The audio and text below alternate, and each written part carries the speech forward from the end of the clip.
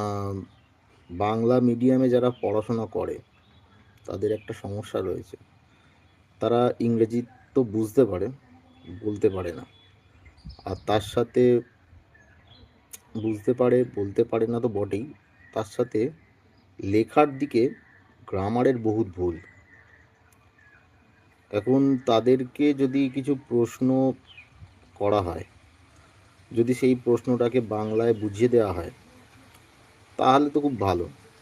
আর যদি বাংলায় বুঝিয়ে না দেওয়া হয় তাহলে গেল, তাহলে তারা আর পারবে না।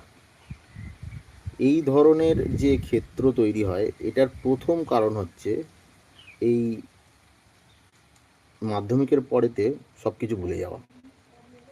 মাধ্যমিকের পরেতে একদম সব কিছু ভুলে গিয়ে নাচতে নাচতে 11-এ ভর্তি হয়ে গেলাম।